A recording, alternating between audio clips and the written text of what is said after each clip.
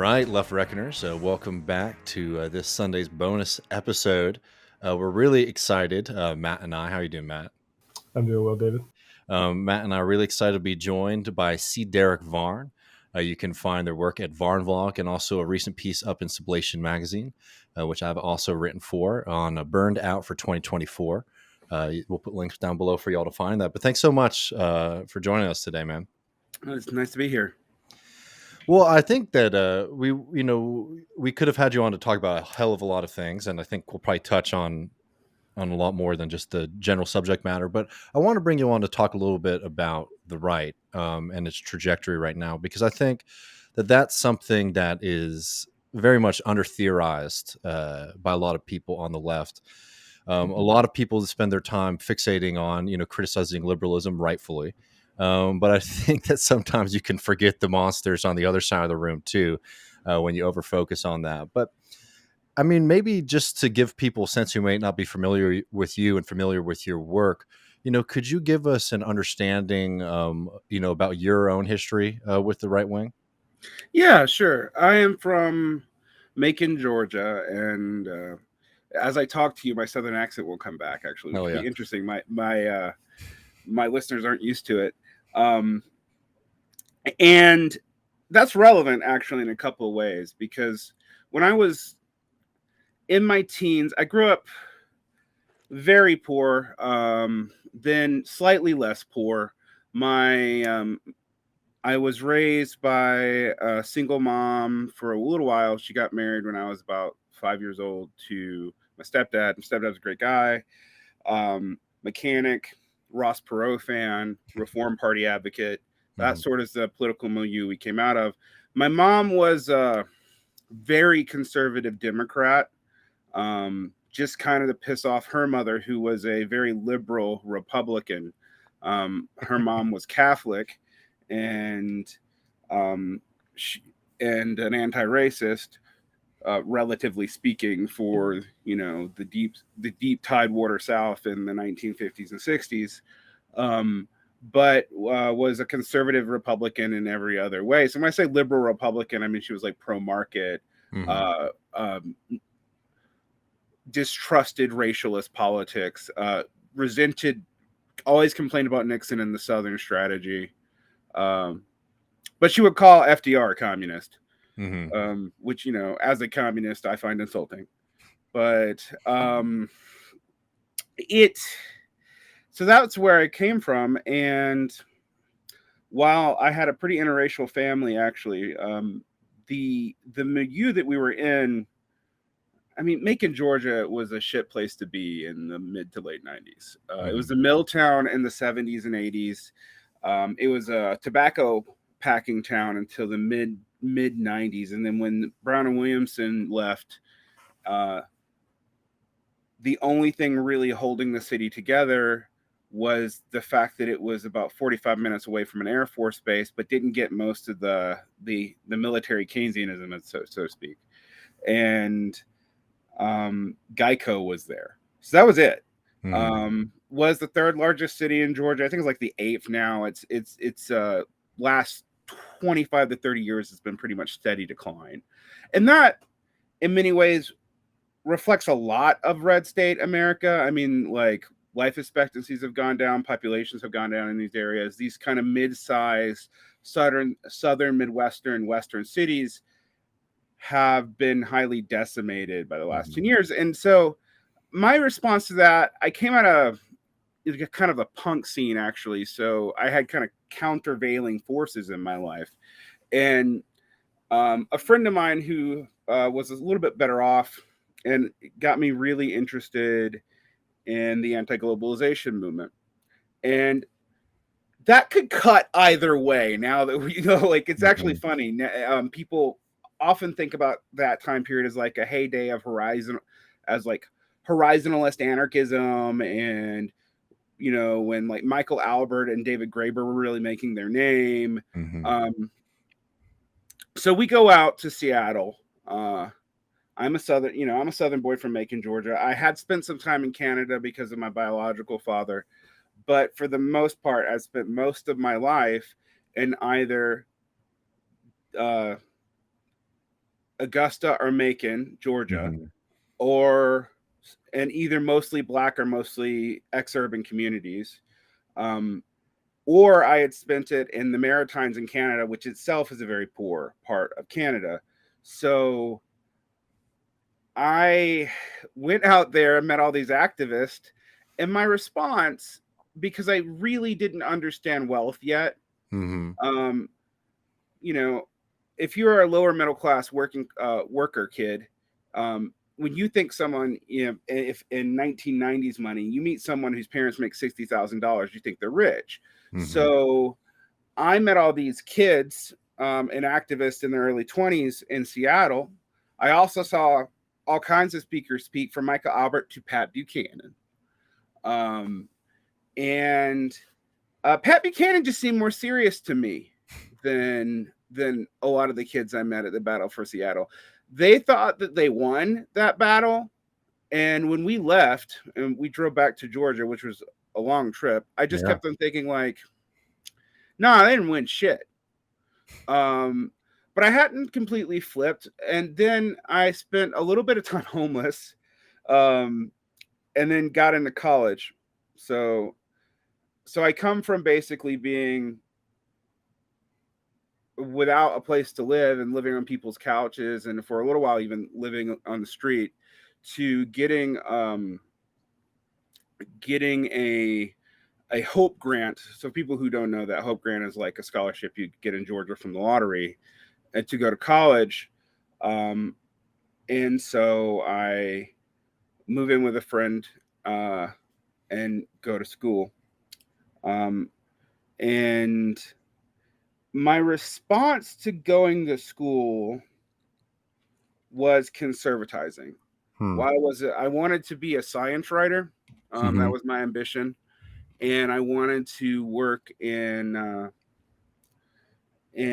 basically in like National Geographic journalism. Now I was entering in the late 90s, where all that shit's about to fall apart. And I my grandfather and both my uncles were Korea or Vietnam War vets. And so I have a distaste for war in the military. I grew up exposed to it. I have in-laws that were in the military during the Iraq War. I taught at a military academy. I worked at a prison actually too in this time period. So I was exposed to that side of the world, and I hated the war. But when I would go and protest with these leftists after the Seattle thing, they kept on leaving a taste of unseriousness in my mouth. The horizonalism didn't really speak to me. I've nuanced on that, actually. I think there's good things out of that, but the way it was presented to me, and the way like this joy and activism was presented to me, they would talk about, it just seemed like you were setting yourself up to get beat up by the cops. And I just thought only dumbass rich kids would do that. Mm-hmm. And so I'm going through school, and I go to protest the G8 at Sea Island after 9/11's happened. So this is right after 9/11's happened. And International Answer is there, and they're being jackasses. And antiwar.com people are there, and people around the Libertarian Party, and they are being serious. And everybody else didn't go. A friend of mine actually, who said he was going to go with me, actually ended up going to see one of the first Suicide Girls Burlesque shows in Atlanta. And I was like, this is how unserious this is. Now, honestly, now I think he actually might have been spending his time in a better way than me. But at the time, it seemed like a betrayal. And these paleo-conservative anti-war types really got to me. I got pulled into communities of them on LiveJournal. They seem to be more sincere in their opposition to the Iraq War, because they didn't give any Democrats, and most of the Democrats had supported it, any flack. Whereas the Democratic anti-war people were kind of turning themselves in knots to justify what people like Joe Biden and Senator Clinton back in those times had done. or that or that Bill Clinton had actually begun actions that would lead up to it to himself a couple years before W. I mean, there was so much that we forget now. And there was two things that really held me out of that milieu. It was very, my family is very Jewish and Catholic, and I am technically Jewish, ethnically. And so I could pick up on hints of anti-Judaism in Buchanan early on. And then as I got further and further in it, I came across Joe Sobran, who was a paleocon writer who got kicked out of the National Review for being too racist, like John Derbyshire did years later. But I didn't realize his racial views, or more specifically, his views on Jewish people. And I was reading his blog, and he went on some kind of rant about how Jews were responsible for communism and like the deaths of so many thousands of good Orthodox Christians, which I found interesting, interesting in a kind of scary way. And then a lot of people around me, they moved from people like Murray Rothbard into people like Julia Savola. And this is way before this becomes mainstream stuff. It's kind of around Pharaoh House culture too, if you remember Pharaoh House Press. So it's a very like art heavy alternative culture. And so it seems very progressive. But a lot of those people were fascist adjacent, even in the late 90s. And so I was enmeshed in that culture as well. So I was on the outs because I wasn't that religious. And I was being a little bit freaked out by the racial implications of some of the arguments. But I will also say, in that time, people, even though I think it's a far more conservative time, people were much less likely to let their racial shit be known. So, Richard Spencer, for example, I was telling you guys off air, I had this weird email exchange with him about Adorno, actually, when he was, I guess this has either been been why he was still the arts editor for AmCon magazine. So I guess it's around 2005. And I'm beginning to break away from this, right? Because I also think their economics don't make sense, right? This Ron Paul stuff that a lot of them push. And then there's new nationalism stuff that they were pushing before it was called that. Just didn't seem coherent to me. And was that from the get-go? I'm just curious about the economic side of that right-wing movement, if there was any appeal up front, or if it was something that you got into and then started to deny later as you learned more about it. I got actually, I would say I was never a totally free market guy, but I used to think that nations could economically plan. And this is actually quite interesting because a lot of my views weren't that different than, say, social democratic views about the relationship to like national development, trade protectionism, stuff like that. That was my position. And what's weird about that is that's come of age now.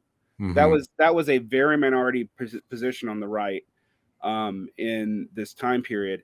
I have also broken from all that for reasons that are about, from studying economics, because even though it is true that nations actually have always engaged in economic planning and there aren't markets without government involvement, basically, I mean, like, that's a little bit more complicated than that. But the idea that you could do a total like national revivalist and have like good corporations who are loyal to your nation state come back and be employed, that's something that I just realized wasn't viable. And that, and the housing crisis, which I wrote an article predicting in 2005, which go me. I wrote it in a literary journal, actually, which is weird. Well, that was the problem there, friend. Right. Those are the people who own all the houses. Right. Well, actually, at the time, they might have owned houses because it was real damn easy to get them. Um, I was actually inspired by the fact my brother, who didn't have a job, was Mm, able to get a home loan. Now the house was only like $70,000, but I was like, he doesn't have a job. hmm Like, how does that work? And they lived in an area, South Central Georgia, where there really isn't jobs. So I was hmm like, huh. And then I started doing some research, and I was like, why are they building all of these big houses in places like Macon, Georgia, where there's not jobs to support that? Are they expect, like, what would possibly drive that kind of development? And while I did not know about mortgage-backed securities yet, I did kind of glimpse that it was mostly investment, and I was hmm like, this doesn't feel sustainable at all. It's a waste of land, for one thing. And so I wrote this article for this little literary magazine called Unlikely Stories, and I then just started doing more and more research, first into Neuro-Rabini and Keynesian economics, which I ultimately ended up rejecting by about 2006, then into heterodox Keynesian economics, and then into Marxism, which I thought had the most robust theories of the business cycle. Now, hmm I know most people don't become Marxists because of the business cycle, but it also explained what I saw in my own community, hmm like the levels of exploitation that I saw there, and the fact that despite all the privatization, um, that no one could get ahead. So that was sort of my journey through the right. I was big on the right wing of the anti-war movement, hmm and more than I was on anything economic. Um, and even back then, there was weird stuff that travailed in those circles, like AIDS denial was common, hmm and that really got to me because my aunt had AIDS, although she didn't die of it, she died of a car wreck. So, and I was already beginning to see signs of the opioid epidemic, hmm really hitting my community. Um, and so all that together, and then I became a public school teacher in the Deep South, and mostly in like a 50-50 black, well, 50-40-10 hmm black white school. And there's just certain shit you can't deny when you like work in that sector unless you're going to double down and deny the trends that you see. Totally. So, I would be helping a lot of young black men try to go to college, and I would just see them not succeed at all. And then I started also thinking about all the like trailer park white kids that I taught too who had similar problems. hmm And it wasn't IQ. I mean, yes, there are like statistical IQ deviations between wealth groups, which I later learned from reading more stuff, uh, can be explained by stress levels. So, and you just looked at these outcomes and you were like, and you meet these people and you're like, no, this is not because they're not working. And I also kind of knew this. My mom busted her ass. She was a waitress until I was 18. She became a prison nurse. Like I said, we both worked in prisons. That was hmm another strangely conservatizing element. For me, though, you'll be surprised. I was a conservative prison abolitionist. I say this as a joke, but even from working in a prison for 9 months, I decided that it was more humane to literally cane people than it was to put them in prison. So I kind of took that response for a while, like we should bring back corporal punishment and get rid of prisons. Um, so I was a complicated conservative, but I was hmm on that side of things, and mhm. No, no, I'm just saying it's interesting here because I was born in '92, so a lot of these things were sort of preceding me, like the late '90s, early 2000s movements. But like I think about a writer who I read a lot and really respect, Alexander Cockburn, and was really important for me at least, moving from like the right to the left. And you see the way that he's writing about like antiwar.com and like the libertarian movement at large there, and it seemed to have had like a little bit of a different feel than it might today, for folks, particularly like people who were on the kind of radical anti-war left, not really having a lot of political allies, especially in the media. There was like a sort of fascinating little fusion that was going on in that period of time. Yeah, I would say, I mean, Cockburn's a figure that I actually have complicated feelings about because he was too soft on certain people. He gets that a lot for sure.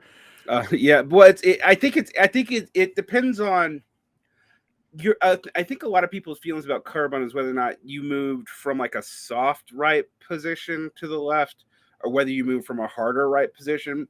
Mm-hmm. Because he was really good on Bush, Mm-hmm. on actually, my God, I was talking to a liberal friend of mine who comes from an upper class background, and he's a teacher, and he was going off about how Bush wasn't that bad, and how Trump was a Russian stooge, and Mm-hmm. how Biden wasn't that bad, and I was like, and then he told me that he had met George Bush once at a fundraiser, and I was like, I think I know everything I need to know about why you think Biden's, because you're economically removed from the consequences of these decisions. And you're not from a community that was highly affected by the war. Whereas Mm-hmm. my community in central Georgia, you had two ways out. You could go to college and then hope to move to a bigger city, or you could enter the military. That was pretty much it. There was not there was not many other paths out of Macon, Georgia. Totally. For you. And, I mean, I would tell people about this. I'm like, don't judge this by your income, because I know a lot of people on the left, this is a stereotype that's actually, I think, fair. Are income poor, but they come from middle class or upper middle class families. And they're like, oh, I lived with my parents for years. And I'm like, well, you could do that. If I live with my parents, I'm living in a 3-bedroom house Totally, with like 9 people on a couch. Like, it's not the same. Yeah, that's not been an option for me either. No, yeah, exactly. Very different. When you're thrown into the world, that's a very different experience, is knowing that the other side is probably, it's not going to be a soft landing. Yeah, and so like the whole hustle thing was different. And there is a sense of like, one of the things that I've always told people is if you come out of the poorer end of the working class, and if you actually get out of it, you actually do make that class jump. Now, that class jump now doesn't pay off like it used to, actually. I can go into that too. But you actually do make that class jump. You're actually primed to be conservative because of survivor bias. Because you got out of it. For me, I think the only reason that didn't happen is that my parents wanted me to be an artist because they wanted their kids to basically do whatever they wanted. And they thought they sacrificed a ton so that their kids could, but they didn't really know how impractical that was. So I ended up being, I got my first thing was, I told you, to be a science writer. Well, I realized about 2 years in the entire journalism field was about to collapse. So then I just switched over to English and philosophy. Now that seems impractical, but my goal was actually be a lawyer. Then I worked for an insurance company for a year, which took all the want to be a lawyer out of me. And I was like, fuck it, I'm just going to get a degree in what I like. So I got an MFA in poetry. And that did have an effect. I think sometimes leftists, we always tout the benefits of education. And I think there are a lot of benefits to it. I can focus and read now. Like, there's no way I could have otherwise. But there's also a downside to that. My first wife was, from the same social class as me, and my peer group became more and more alienating to her, and it was a major strain on our marriage. And in fact, I used to talk about this a lot when I entered grad school. All kinds of social classes were in grad school, so I will say that it wasn't just upper middle class kids. It was mostly that, and I should say kids that are 25. But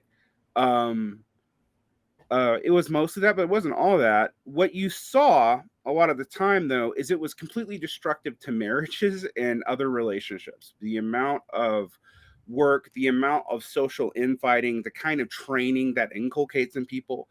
That was the other thing that made it hard for me, even as I became more left wing in my ideology, to deal with leftists, because they come out of that world where those academic norms, which often do not privilege relationships, do not privilege solidarity, despite sometimes privileging feeling for the oppressed, are doing the right thing. Totally. Um, it was amazing how many people thought it was weird that, like, I didn't, for example, go to a better school because I couldn't easily travel with my spouse. And they're like, well, you're 25. Why are you even married? Basically. And I was like, okay. Yeah. And it was a major stress in the relationship. Eventually, one of the reasons that the relationship died. But what I was about to say is, every person who entered that program, 8 of them came coupled. 3 years later, one of them was coupled to the same person. It's destructive to those kinds of relationships. It's destructive to family life. It's not designed for it. It's actually very harsh on women. Education, the culture of education is very female forward until you get out of undergrad, but then in grad school it flips and it's just brutal, because you're not supposed to have a family life. You're not supposed to. The social competition is all encompassing. So I struggled with whether or not to identify with the left, because I identified them with a certain class of people who were not me. Now, it's not that most working class people were right wing, even when I was growing up. Like I said, my family was a conservative Democrat and a Ross Perot supporter. It wasn't like they were good Republicans. It was more that, in so much that they were Democrats, they didn't pick up the same activist talking points or anything that were common. Totally. And it just didn't speak to them at all. So no, and that stuff is just incredibly alienating. And from my experience, like, a lot of mirrors, at least with the social stuff, like growing up working class, like, for me, it wasn't as long or like as in depth. It was very surface level, but it was just sort of this realization that I had. It's like, oh, all the rich people around me seem to be Republicans, so maybe if I want to be successful, like, that's the ideology I need to follow. I always hated the racialist stuff. I was really resistant against that, so I guess I was sort of like some kind of wishy-washy libertarian, but just showing like how surface level it was. Really, when I would hear the critiques of like the welfare state, being somebody who grew up on food stamps and things like that, didn't make a lot of sense to me. Or the fact that people were talking about work ethic a lot, and as you were mentioning, it's like, I grew up with a single mother who worked her ass off my entire life, her entire life, and that never really sat right with me either. And it was really, I mean, for me, it's just a funny point that I try to remind people on our side, is you never know what might pull people over to your side. For me, it was like those kind of silly t-shirts I remember seeing at Occupy that were things like, do you like the post office? Do you like the fire department? You're a socialist, right? And now I wouldn't say that that's like the best argument for what socialism is, but for me, it was like, oh yeah, actually these social programs are good and they're positive. And it was like one of those things. And then when I went to school and I was able to get educated on by reading Marx, and Rousseau was really big for me, actually. Early on, like, it was just like a couple weeks process for me, my political trajectory. But like, I do have to say, like, looking back, a lot of my right wing stuff came out of a real frustration of like talking particularly to like wealthy liberals. And I'm from Austin, but we moved from middle school, high school to South Carolina, and there's also this weird thing where you'd have like wealthy like Yankees who had moved down there to basically retire, and they don't care about the community or anything like that. And there was this really kind of snidey, wagging your finger at folks. Oh, well, these Southerners are so stupid. That's why they're all Republicans. I'm from New York City. I'm a liberal. And just having a very visceral, like, reaction against that, too. but I mean, I think we have like a pretty solid baseline to actually like fast forward a bit to today, and to start to build out this kind of framework, because I'm curious what you think about, these kind of concepts like right populism. There's some of the newer variations, which I think we should get to in a little bit later, but maybe starting with Trump as maybe a kind of breaking point or a big movement point in the right wing. I mean, how would you sort of categorize the state of affairs right now? I mean, just like to be really clear, like here's something about Trump that I always remind folks. I was 100% wrong on Trump's popularity. When Trump first announced, I said, the folks, like, the last thing that like Southerners want is to vote for a rich New York billionaire, and I was dead wrong on that. They, despite hearing all the things I heard growing up, they're very quick to forgive him for that kind of cardinal sin. And I think that it speaks to some of the interesting nature of like Trump and Trumpism. But I'm curious what your general thoughts are on that. Trumpism is fascinating to me because it is both a shift and it isn't a shift. Mm-hmm. And what I think we will see in the future, that there was a major change in the right due to Trump, but it won't be exactly from Trump. Kind of like, I mean, if we'd had a Bernie Sanders presidency, I suspect we would say the same thing about Sanders. Mm-hmm. So what do I mean by that? Well, Trump was a rich Wharton grad, elite, but he's also the poor person's idea of what a millionaire is.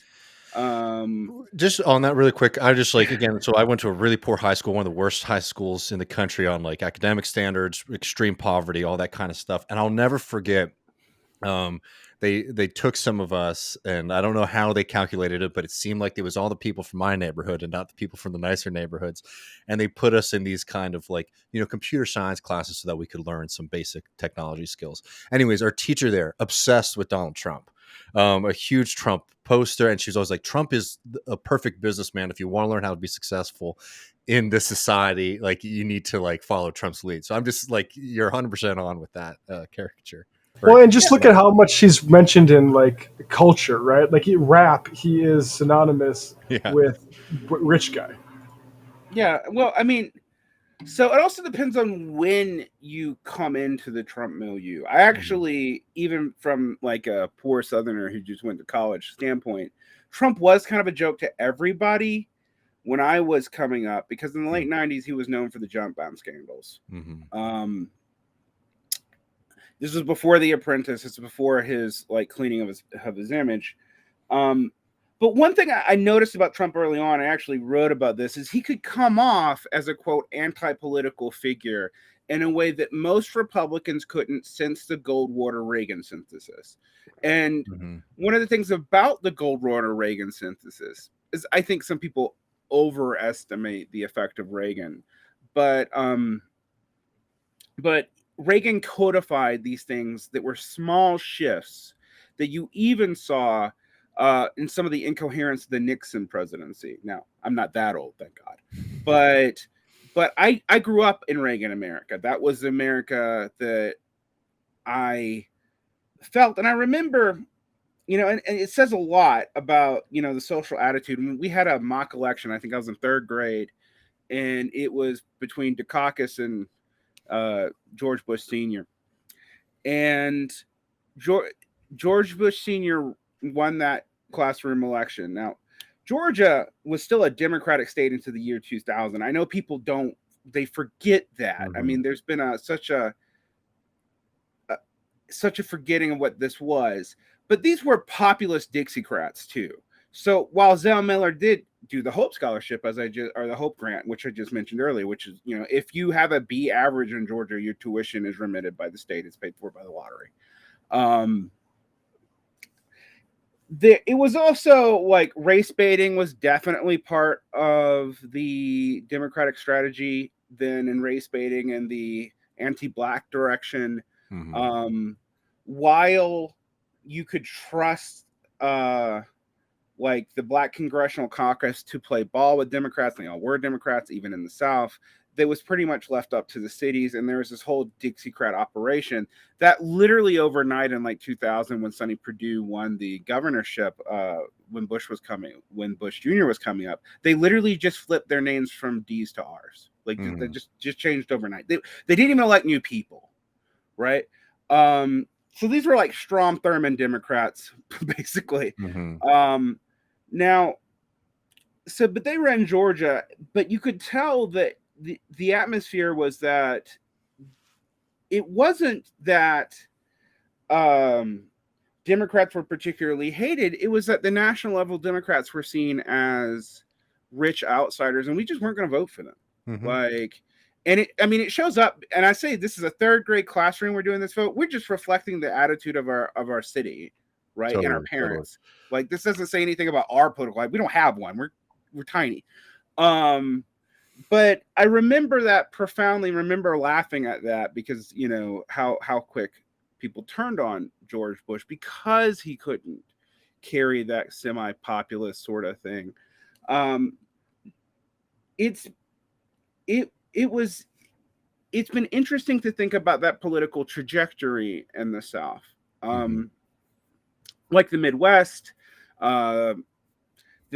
was solidly blue. I think what Trump really did is that the voter base of Republicans statistically has been mostly what we would in Marxist circles call petit bourgeois, small business people, the chamber of commerce people, and the titans of extractive industry. All right. And that really shifted under Reagan. Finance plays both sides, but does tend to actually favor Democrats. And that was also true. I realized that when I worked for Geico, because they would lobby all the time. And they're lobbying both sides, but they spent more money lobbying Democrats than Republicans a lot of the time. So you had this feeling that like the individual wealthy were probably going to be Republicans, and then the really, really wealthy were probably Democrats. And if you actually look at the Pew stats, that wasn't actually that true in the 80s and 90s, but it is true now. So it's this weird thing where like the stereotype has become the reality. And Trump speaks to that because he speaks to the aspirational feeling of a lot of people in the United States. He speaks to a lot of their racial resentments, totally, but he doesn't do it in a way that just speaks to racial resentments. And that's one of the reasons the left has had so much trouble dealing with him. But what Trump didn't do when he came up in 2016 is, while he tried to place a bunch of paleo-conservative and Steve Bannon-esque wackadoos in the key positions, some of whom actually have more humane positions on things like war, to be honest, the Republicans still stonewalled him, and his inability to be loyal to any faction meant that he purged most of those people within the first year and replaced them with more standard Republican operatives, are people who were just loyal to him and had no ideology whatsoever. The problem that the Republicans have right now, and what I would have said would have saved them if the Democrats had not screwed up as bad as they have, is that what Trumpism is beyond loyalty to Trump remains unclear. It is populist. It is isolationist. Is it pro or anti-war? Well, listen to a Trump speech and you'll get both things. I was actually talking to Scott Horton, the libertarian of Anti-War Radio, and he was pointing that out to me. Like, Trump appeals to everybody on the right in a way that no one has even since Reagan. Because if you listen to a Trump speech, he will throw out pro-cop and anti-cop sentiments, pro-war and anti-war sentiments. You're listening and you're only zooming into the parts that you like. We'll even throw out pro-racist and slightly anti-racist, or at least what we might say inclusive nationalist sentiments. And again, if you're any kind of right-winger, you have something to glom onto unless you are a technocratic neoconservative. And that's the shift. Well, no, I think that lays it out fairly well. But what's interesting is like, I mean, first of all, like I think Trump as a candidate and as a force is different from Trump in office because, as you were saying, like the fascinating thing about Trump is like Trump's presidency was just like Republican Party autopilot policy for the most part. Um, but what's interesting is to see the rest of the right and the GOP in particular sort of lining up around him. Like I remember very vividly, like during the 2016 Republican primary, Mhm. um, some guy harassing Ted Cruz towards the end of the race, calling him "Lying Ted, Lying Ted, Lying Ted." And in that video, um, the guy actually like comes at Ted Cruz from like an anti-ish war position because Ted Cruz is like, well, Donald Trump's horrible to women. And the guy says, look, we supported the Iraq war that killed a whole bunch of women. And it was like a really fascinating moment. I remember thinking, it's like, well, I wonder if there's going to be like some kind of material shift here. And now you look at it, it's 2022 now. And Cruz is still able to maintain his popularity. He's seen as somebody who's close in some levels to the Trump project. Like a lot of people who are anti-Trump early on, it's not even just that the thing is like people focus too much on the personal relationship between them and Trump and not what their relationship then becomes to the voters, because that's where it gets more fascinating, right? Yeah, of course. Ted Cruz, slimy guy, Trump insults his wife and he sucks up to him. Despicable person. We can judge him as an individual on that. But what Cruz has been able to do is, despite being outside of that movement initially, now is seen as like, a champion of the cause. And I think I'm curious what your thoughts are on this. But I think one of the things that's really interesting and important for us to be able to recognize with Trump is that what's happening, I think, in like this moment, 2022, is now you're seeing all these movements to try to theorize Trumpism and populism and become like the next directors who can like lead that energy, right? I think from people like Cruz to like the Teal boys and Vance and all those guys, this new kind of, what are they calling it, national conservatism now? Yeah, the national Um, conservatism. Yeah. and I think that is like if you want to find something to focus on that actually matters the most materially for our politics in the immediate future, and I think longer on too, it's like that's the struggle that I think on the right that's the most interesting and important. So one thing I would say is that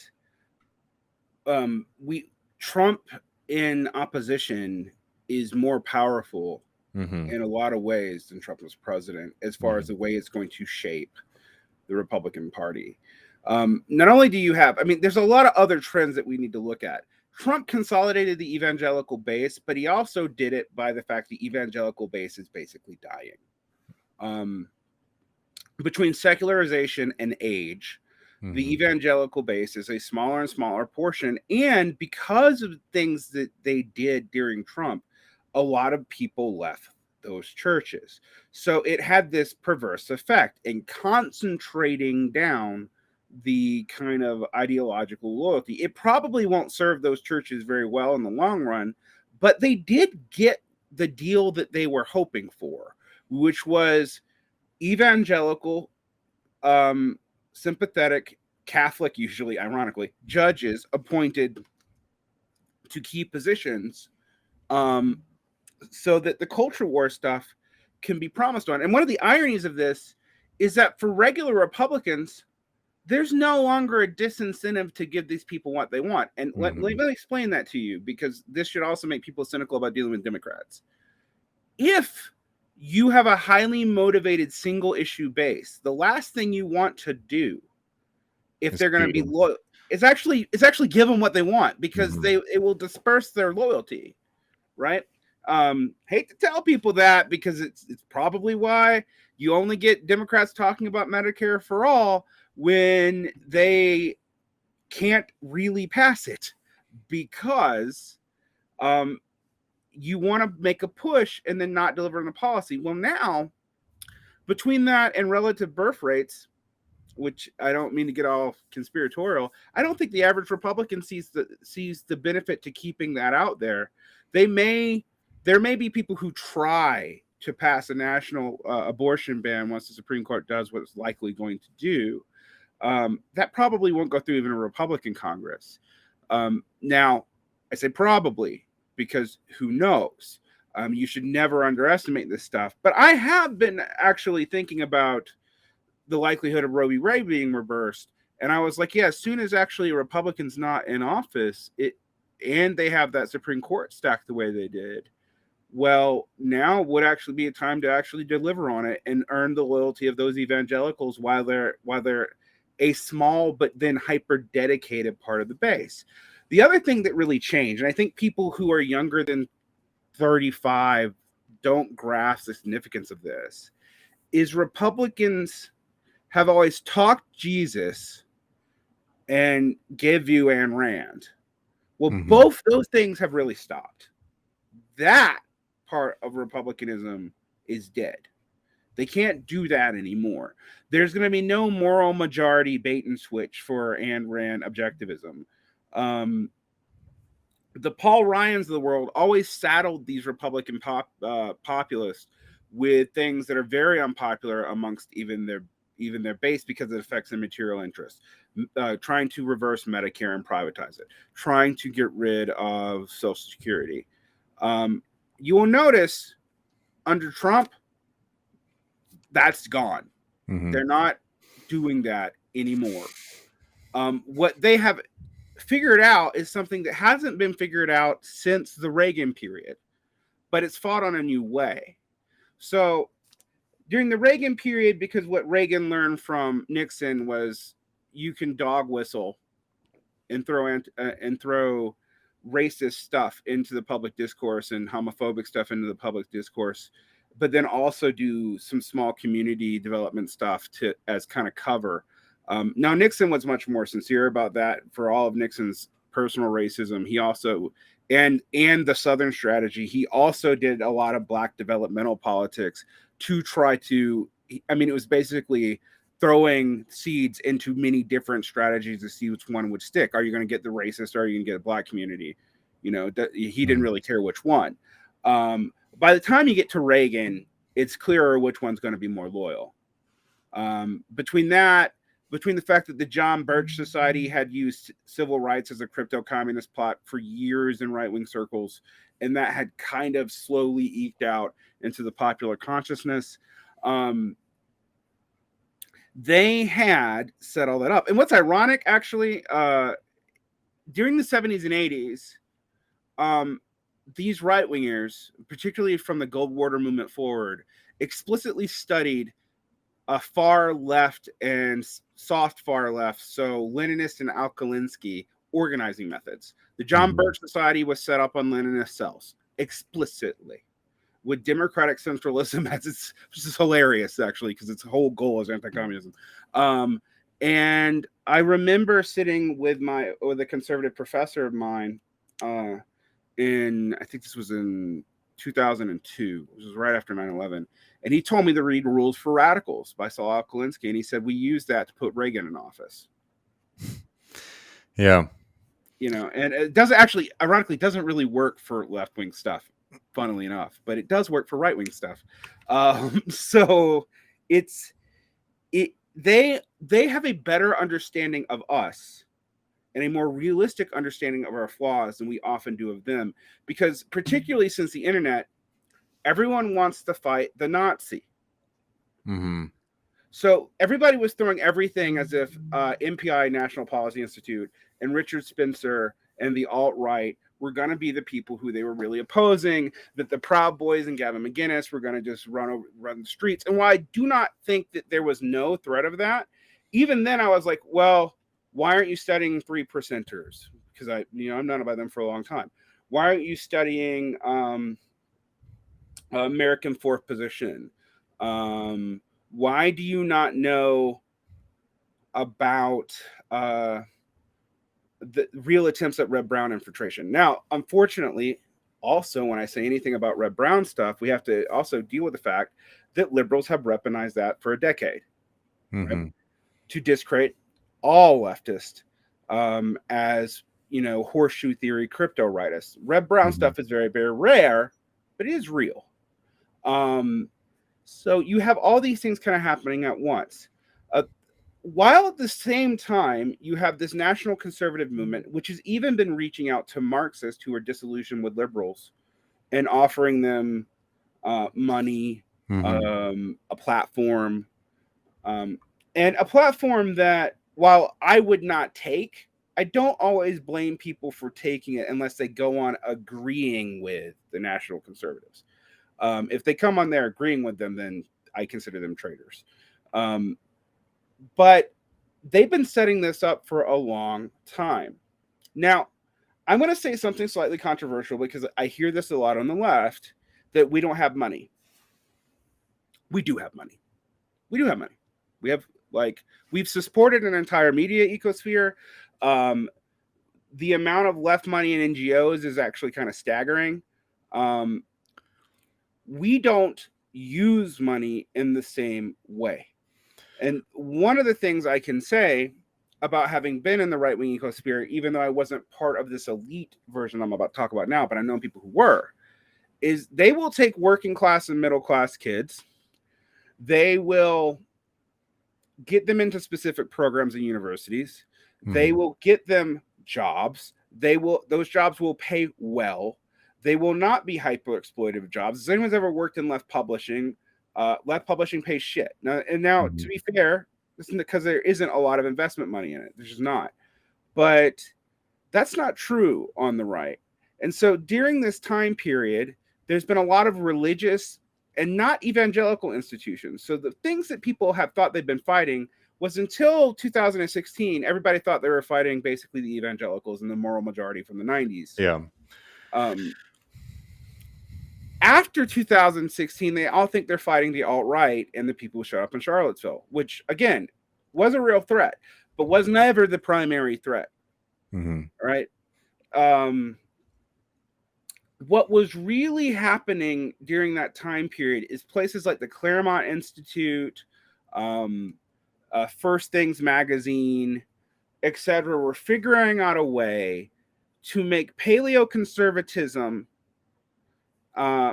more viable than it was from the Pat Buchanan days in the mm-hmm. 90s up through the American Conservative Magazine days in the aughts, where it was part of the anti-war conservative coalition, and to return some of that vitalism they had against Bush. But now, under Trump, they're no longer in opposition.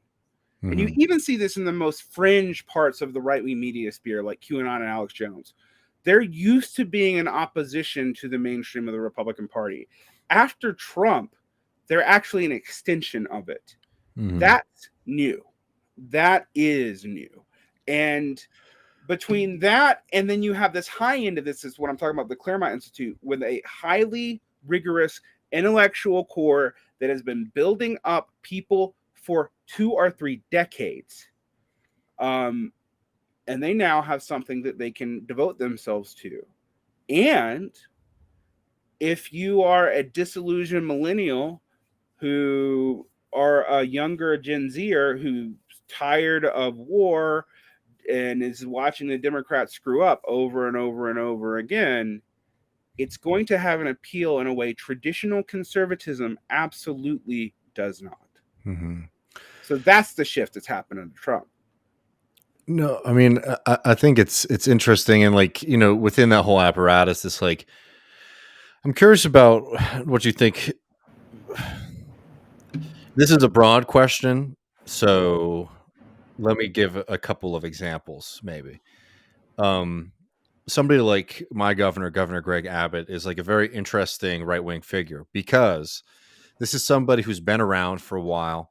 But he's been very much like a political chameleon, right? So when Bushism was like popular in this country, he was your typical like Texas Bush guy, and now he is, you know, trying to be Trump's favorite governor, but Trump keeps on throwing treats toward Ron DeSantis instead, which is a little pathetic to see.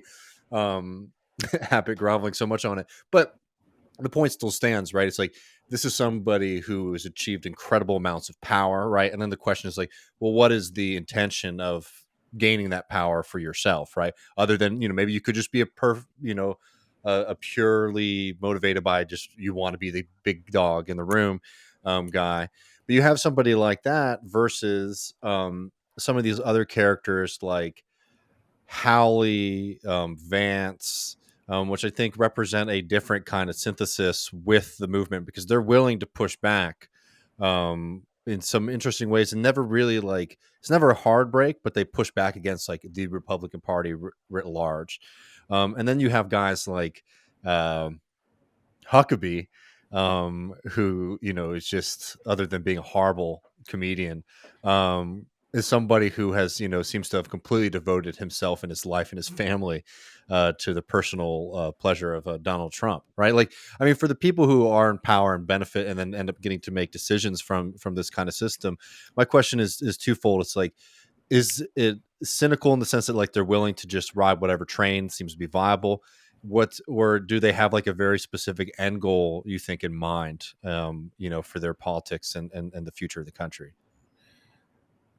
I think it's a little bit of column A and a little bit of column B, and it really depends on which group you're talking about. Mm-hmm. So the governors, I think they have the interest of finally breaking with some of the unpopular neoliberal stuff that the Republican Party has been known for from Reagan to George Bush too. The issue that they have, and the issue that's interesting, and I want you to like look at the states where this is happening, all right? Because this is actually telling. In the safer conservative states, now what you have is like when I live in Utah, mm-hmm. it's like 80% Republican. It's actually more like 70% Republican, but the way it's districted, it's 80% Republican. There are effectively two parties here outside of Salt Lake. Salt Lake is a Democratic stronghold. They're both Republican. Yeah. You have the Romney Republicans who are aligned with the LDS Church and with moderate developmentalism, and still a little bit of that neoliberalism, actually. And you have the Mike Lee Trump Republicans who were even willing to leave the LDS Church because the LDS Church took a positive stance on vaccines. One of the things that Trump has had to deal with, though, is his movement has gone far beyond him. Mm-hmm. Trump is interesting because if you were to put him on paper and put his policies on paper,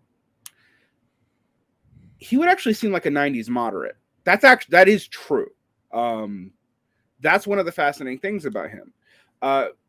People forget this. He had a kind of scammy stint in the Reform Party as the anti-Pat Buchanan candidate, ironically, in 2000. That whole clip with Trump from the people think the Simpsons predicted the future with is actually from that time period. So no, they didn't.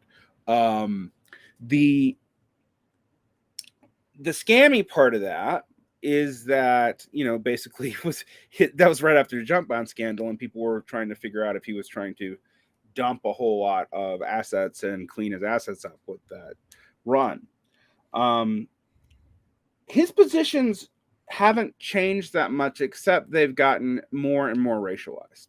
But the racialization, I will say, with the exception of the attack on Mexican immigrants, well, even maybe that, if you are not listening for dog whistles, you can plausibly deny it. And that's the thing that I think liberals really don't know how to deal with. The other thing that I saw that was a bad sign, that we talk about Trumpism a little bit, is when in 2001 they were talking about a non-white white nationalist, about all the fact that there was like a large Latin and Asian leadership core to a lot of these far right patriotic movements. And I was like, yeah, if you guys have been reading American Affairs magazine, you would have known that they've been pivoting from racial nationalism to integralism and corporatism, which, by the way, are fascist concepts, but they're fascist concepts before Hitler. They have a tradition in the Catholic Church explicitly. And they talk about stuff like workers' dignity. All right. That has not been part of American conservatism. But if you, this is where my Canadian background has a little bit like I said, I lived in Canada for a very little while. I was a kid, less than a year. But I knew about the Progressive Conservative Party, which sounds crazy, but they were a red Tory movement, which is a kind of conservatism that in America has been hard to justify because it's a settler colonial state. And so blood and soil nationalism with a strong welfare state for people born there was hard to justify. You can kind of see this in like some of the undercurrents of racial politics around people like Huey Long and some of the Southern populist tradition. But I don't want to tar them too much with this because a lot of them were also true leftists on a lot of issues. But that's a real tradition that is largely absent, with an exception of a very minor strain of the Dixiecrats in American political history.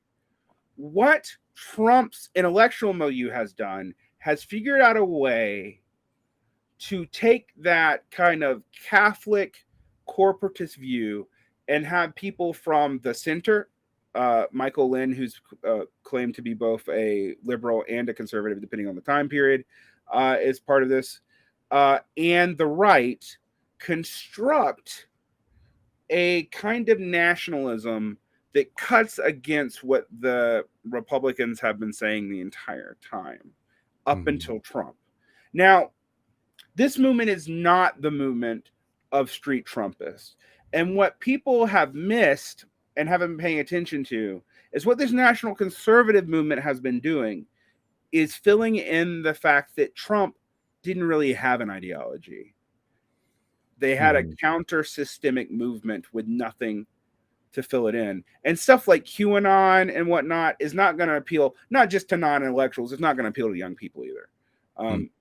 Even though conspiracy movements have high pervasiveness, there's a natural limit to how much influence that stuff can have. It's also too erratic. You can't control it.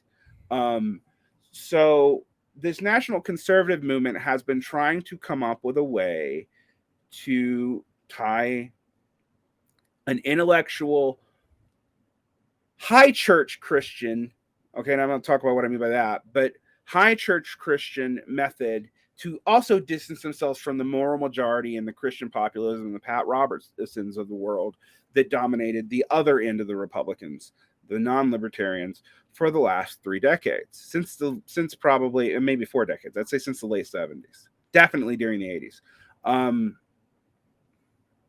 And everyone has kind of known in the right, and this was even true when I was on the right, the Reagan coalition has been fraying since Bush, since Bush Jr. Nothing's really replaced it. The libertarians have liquidated themselves into various parts of the nationalist movement for the most part.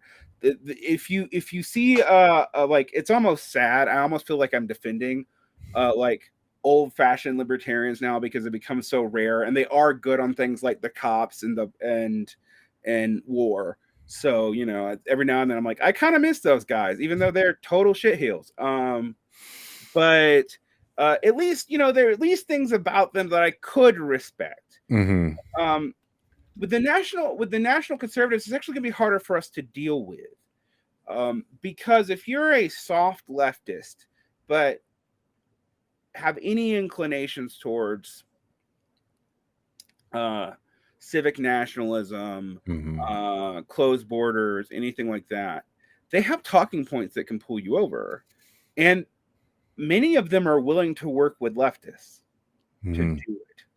I think quite explicitly, a lot of them are like inviting it. Right. Now, I saw that also during, like, again, I got pulled into the right.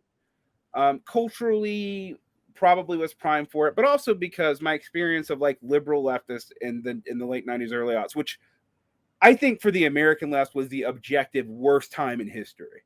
That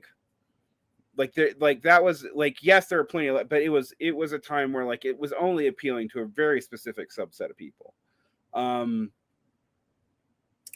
There are some other trends that I think this speaks to, if you want to talk about demographics of destiny and stuff like that, that that I think it throws people off. One, the leaders of the national conservative movement, by and large, are not white. Two, wait on that. I mean, it's hard to like think of them all in a room together because it is very dispersed. But I mean, the whitest one would be like the majority are non-white. I mean, I would still say that I a say decent the amount. leaders. The leaders. I think like just like if you've ever watched the Republican National Convention, there's like 5 black people that get shown over and over and over again. They have made sure to recruit, and this has not just been, people started noting this with like a lot of the nationalist movements who weren't explicitly white nationalists, like the stuff out in Portland and Idaho. The Proud Boys increasingly had non-white prominent members.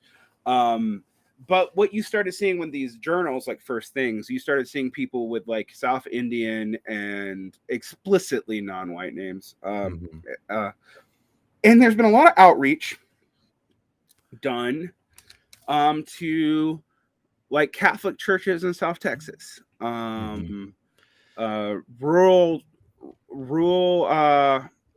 churches. There's been a lot of outreach done to black men, particularly over their seeming emasculation. Well, not seeming, their actual emasculation through, Southern white policies, but tying that to the LGBT movement. There has been a lot of speaking. I mean, this is something that I was talking to my partner, who's, an activist, and we were talking about, well, what are they saying about the LGBT movement? And, of course, all the horrible things. But then I said, but they're also saying something else about, if you listen to the Marjorie Taylor Greene end of this, that's a distraction. And by the way, this has been a Republican tactic for a long time. And it's usually specifically a woman. I don't know why. But you find Michelle Bachmann was one of these people. Sarah Palin was one of these people. You find a female figure who's willing to say outlandish things. And it's generally to a middle class, to a middle age, not middle class, or middle class too, to a middle age and middle class, mostly white audience will read as attractive, and you let them go off.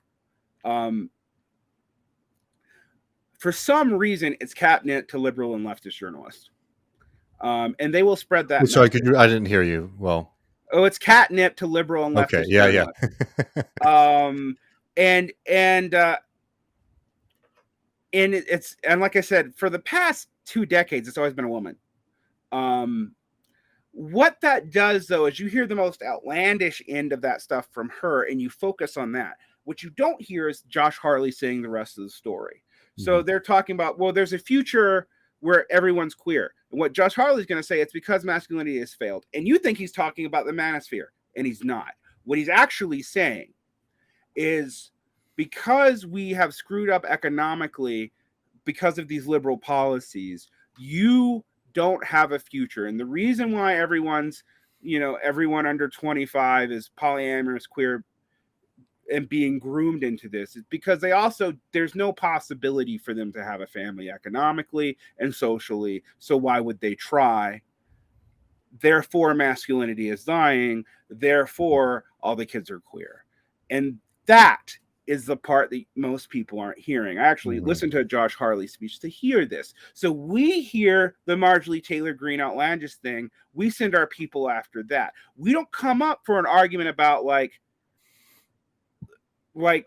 this isn't happening because because the family's declining for economic reasons. But then again, if we did attack that, and we're Democrats and not, leftist first, we have the distinct problem of the fact that Democratic policy has not helped aid in any of that. Totally. And this is also where I get kind of mad at upper middle class liberals who say, well, why don't they vote their interest? And I'm like, when do you deliver on their interest anyway? Yeah. The thing is, people did used to, like, working class people did used to vote for Democrats. It was the largest part of the coalition. By 2020, that is absolutely no longer true. The net wealth of Democrats is above the net wealth of Republicans now. And I mean, no, and it's something that maybe we could take this a little concrete. Like, I've been trying to raise the alarm for a long time about what's happening in South Texas, because you have seen, these Republican gains, and I think it's important, one, to like temper our amount of alarm about what this means, to also remember like the facts, like, a lot of these counties, and for example, they vote for Biden, but they were counties that Hillary, that Obama was winning by like 30, 40 points, that Biden was squeaking by with 10, 8%. Right. And like, that's significant. And when you talk to a lot of liberals about it, particularly liberals who aren't familiar with Texas, one of the first things you get from people, and it always pisses me off, is this like, well, they're not real. And when they're talking about like Tejano Hispanic voters, like, well, they're not real Hispanic Tejano voters. They've transferred over into something new. And it's frustrating because, one, you're denying people just like their basic like identity, right? Which I think is just absurd on its face. And two, are refusing to interact with your own kind of belief about what race, or even on some level with Democratic, with the Democratic constituency at large, like class means for which way you vote. Because as you're saying, like when they go, oh, why are you voting for your interests? It's like, well, you can't make these arguments about the South, right, and not talk about New York City or California and look at the reality of what like prolonged periods of like liberal rule have done for working people in those communities too. Yeah, they right? basically run them out of the state, where like you're either very, very poor and you're too poor to leave, or you've gotten out, even if you were culturally, so much so that it's caused havoc on the property values in half the country. Now there's post-COVID, there's 1,000 other things causing havoc on it. We can't just blame California. That's a scapegoat. But the thing is, and if you point this out to California liberals who are fairly economically isolated, they get defensive almost to a person. I have had the problem with this. What I told you, I was around 2004, 2005. I'm coming out of this right-wing period. But every time I'd see these stupid Jesus Land. Yes. You remember these memes? The first, and they come back up the first episode of Left Reckoning was dedicated to like just attacking that thing. Just so you know. It comes up every 4 goddamn years. Yeah. And now it's been 20 years I've seen that stupid meme. But Bette Midler, when she was talking about West Virginia people, and like, sorry, not to fixate on this, but like, it infuriates me for many reasons. Like, even if there wasn't all this history, right, it would infuriate me, but it really infuriates me when you think about the history. Like New York City, right, has been a magnet for capital. And where's that capital coming from? Exploitation that is happening all across this country and all around the world. So the material deprivation in West Virginia flowed into New York City and created, this town that has access to a lot of, culture and money, frankly, and education that aren't available in other parts of the country. And it's not because, the people in the rest of the country are stupid, right? And like they have something wrong with their soul. It's like, y'all have taken all the shit from them. Yeah, and now we're like kids, wagging our finger at them and not offering them anything, by the way, on a national political level. Yeah, it's absolutely infuriating to me. That one, and the other meme is like, well, we pay for the stuff and they don't, like we pay more on our tax dollars to the federal government than these southern states. And that's the price that you have for a centralized currency. Like you have to have that. Right. Like, well, the other thing I'd point out, what happens when you don't do that. Anyway, do you know what the southern states are getting for that? They're getting military bases. Yeah. Like that's what they're getting for that tax. They're not getting and in the case of the Midwestern states, they're getting farm aid, but they're not getting like welfare. That's that's the ridiculous thing. And I'd be like, I would point this out to people and I get pushback all the time. And this was back when I was more willing to play ball with Democrats back in the day. And I'd be like, look, you're literally saying Jesus Land is the most of color part of the country in aggregate outside of like, specific boroughs in New York and certain cities in California. But it is far more racially diverse than the places that you think that are all, than rural New England and the Pacific Northwest. Also, I mean, people have pushed back more on the fact that and we were talking about that off air, but in blue states, often the rural areas are even more reactionary because they feel like they're totally occupied. Mm-hmm.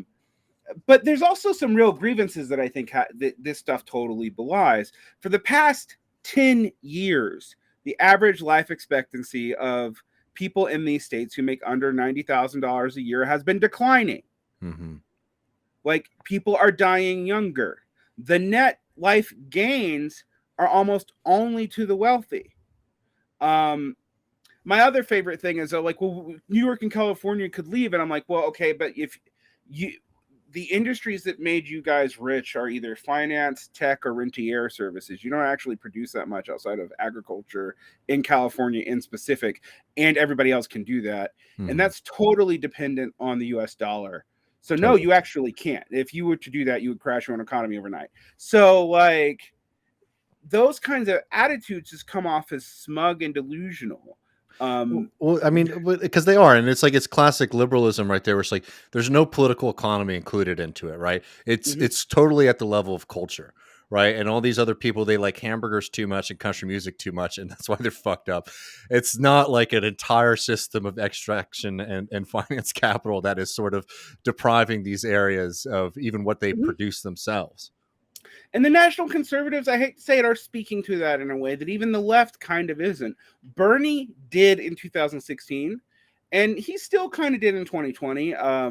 But because of his national profile and because he was seen as a Democrat by that point, it was harder for him to make the case, I think. I don't think that's the only postmortem to do there, but I think it's a real thing to admit that, like, he had a real appeal. And you know what liberals learned, you know what I hear they learned from this is, oh, well, Bernie's real appeal is because Wisconsin former steelworkers are sexist. Yeah. Yeah, I know. And like, I will say one of the real shames about Bernie, both in 16 and 20, is that having that political fight being waged within, not just with him running as a Democrat, but the fact that these fights were happening within the Democratic Party primary.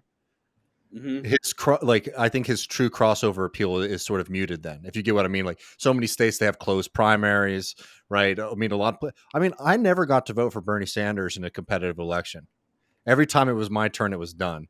Right. Just saying, like, like, so to really look at like the possibility of the appeal of a Bernie Sanders, in a general election kind of circumstance, I think it's something we should always remind ourselves of when we're doing postmortems of those two campaigns, that like there is that lost moment there, which I think would have been a really telling and probably the only real way to test the truth of the Bernie electability argument would have been seeing him general election against the Republican versus having to fight with Clinton, who is uniquely attackable. 2020 was a whole different monster, frankly. But yeah, anyway, just I think it's important to remember when we're talking about his ability to pull over people who might be voting for the right. He's sort of limited just because of the primary structure there. I agree with you. I think it's interesting to think about the consequences of the mid 90s election reforms, which were designed to make sure Ross Perot never happened again. Because we forget, Ross Perot got like what? Man, I want to be the center of attention. Like 14% of the vote at one point. Like, the only third party candidate before Ross Perot that had pulled those kinds of numbers was Teddy Roosevelt and Eugene Debs. Mm-hmm. And the last thing the Democrats or the Republicans wanted to risk was an early 20th century party realignment. Mm-hmm. And so state laws made it damn near impossible to run a third party. I mean, that's why, you have like the Nader Quixote runs and whatnot. Mm-hmm. That was why that happened. And it's been a bind. I mean, it's put like the DSA in a near impossible bind because what do you do when you are shut out of any kind of viable politics beyond the municipal level? Well, one thing you could do is what the right is doing, actually, and that is take over small cities and school boards. But that would require a couple of things to change. Now, some of them maybe have changed a little bit since the pandemic and working remotely, and people being pushed out of the cities finally, in a real big way. I mean, I think we are seeing some pretty big demographic shifts in population density that may have an effect, but so far, that has not been a left-wing strategy at all. And one thing I will say that I know that you two probably won't agree with, but I think right now it's probably, well, maybe you'll agree with this in the way that I'll say it.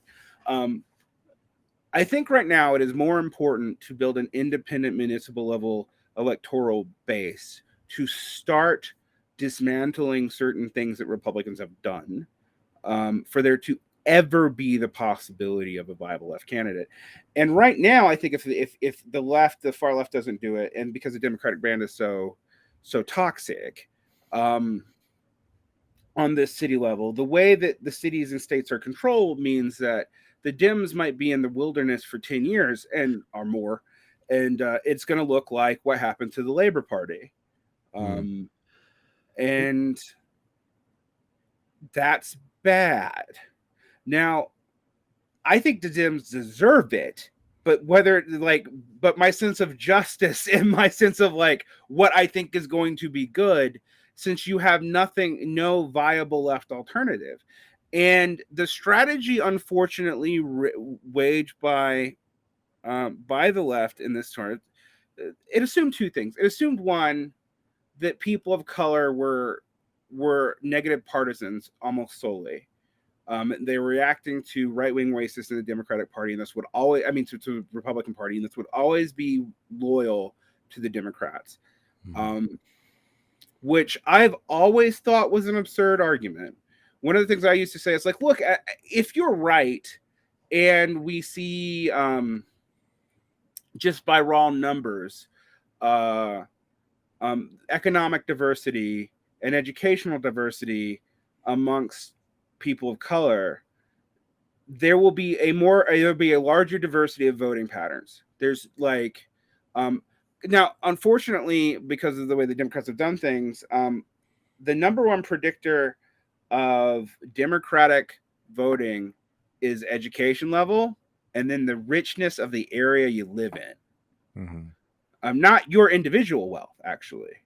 So it is true that the aggregate richest counties in the United States are all Democratic strongholds, and they're all Democratic strongholds run by people in their 70s and 80s. Like, they don't have any real competition, and they don't need to. So right now, to talk about the theorization of this, the anti-systemic energy totally appears to be on the right, and they have multiple options now. You are no longer stuck with this demagogic Trumpism. If you're a Catholic intellectual, there's now a place for you. If you're a labor intellectual, there might be a place for you soon, particularly with this workers' dignity stuff. This stuff has been foregone by the left at their own peril. And I mean, I don't often talk about like Latin America, although I lived in Mexico for a while. But one of the things that the Latin American left did was drop its historically justified opposition to the Catholic Church some, and started incorporating Catholic versions of solidarity and dignity into their rhetoric. In, for example, the Allende government and the Cordones, which are the workers' zones, workers' council zones, the more radical parties that were loyal to the Allende government wasn't the Communist Party. The Communist Party actually took a fairly conservative stance and all that, even though it was an Allende government ally in the Popular Unity government. It was the Christian socialist movements, which is historically weird, actually. Usually Christian socialist movements tend to be more moderate. They were the most radical form there. I'm not saying we should like pretend to be all religious. I'm Jewish. I'm not going to have a whole lot of, cachet with that. But what I will say, if you can't go to a black church and talk to people, If you can't go to a Catholic church and talk to people because there's too many cultural limitations to your ability to interact with them, you're screwed. And I even mean this for like our trans comrades and whatnot. You have to speak in a way that makes people see your fight as their fight. And I do think the trans fight is about a lot more than just currently transitioning people are trans women in sports. I think it's about bodily autonomy and the right to self-agency, and that affects every single person. But we don't frame it like that. We frame it in a way that restricts people from that solidarity, not includes them. And the other thing I think unfortunately, I think a lot of the left is trying to do to kind of cut this strategy, these right-wing strategies off, is tailing conservative talking points and picking up conservative cultural points. I don't think that's going. Not only do I think it's wrong, frankly, but I also think it's not going to work.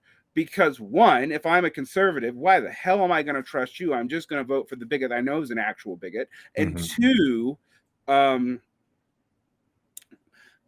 it's going to alienate you from groups that are already on your side. So any growth that you will make will be at the cost of other people. You don't want that equation. Yeah, no, and that's a foolish strategy for sure. But we see it. We see it right now. A lot of people think the way to cut off the right is to pick up right-wing talking. Yeah, I mean, I see it, but frankly, the people I see it from are the people who are the furthest away from any kind of like real campaign or social movement strategy. I mean, to me, at least, like the Compact Magazine people, etc., like those people feel very far away from like actual organizations or organizing social movements right now. I don't think that it's not something that exists and shouldn't be addressed, but I do think that like I don't see this necessarily being the popular direction that a lot of the left is going.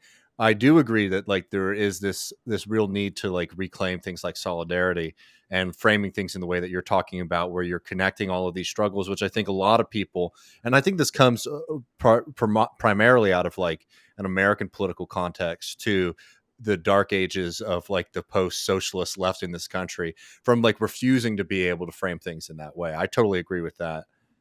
Well, what I'm not worried about this becoming a popular movement.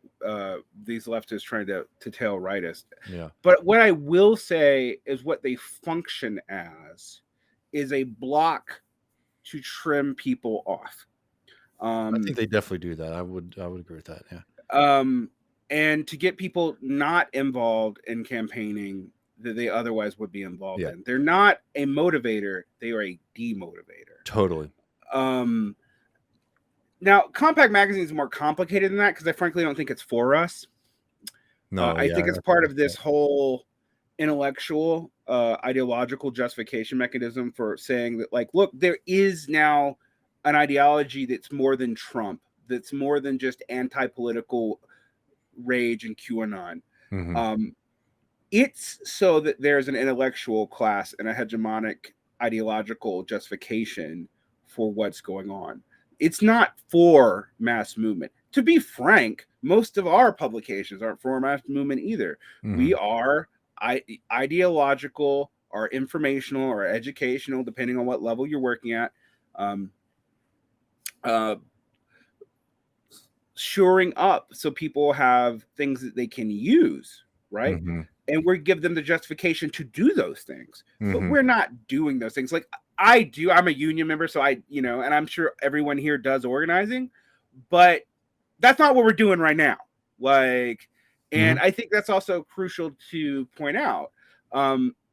It's hard to know how much effect that's going to have, with the exception that a lot of people that I think used to be attracted to more left-wing causes in their disillusionment in the mid-teens are not coming to us anymore. And you are seeing things like the DSA increasingly, and I'm not picking on the DSA just to pick on the DSA, but the DSA increasingly looks like its core constituencies is the 5 boroughs of New York, New Jersey, the Bay Area, Portland, and Seattle. And that was not true before 2020. All right. That was always going to be the stronghold because that's the progressive stronghold, and that's where it's the easiest to get more actual working class people because you're not fighting a culture war and a bunch of other things. But I saw real growth in places like New Orleans and Salt Lake and in Atlanta and Athens, Georgia, and stuff like that. I'm not seeing that anymore. And I think that is because we did not know how to deal with the COVID situation and what happened to the unions during COVID, which all happened very quietly. It's the thing, like, I feel very good about the Starbucks and Amazon unionization efforts, and more power to them. I'm not crapping on them. But one of the things that we have to realize about the rights advantage right now is that traditional union membership saw a brief increase from 2012 to about 2019. All those increases were undone in a year plus some. Mm-hmm. And like here in Texas, a pretty protracted war on existing unions.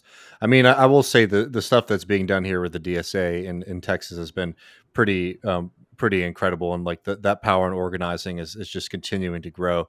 But I mean, I definitely would agree with the idea that like and this is a big part of what we do here at Left Reckoning is trying to cover struggles in the South and the West at large.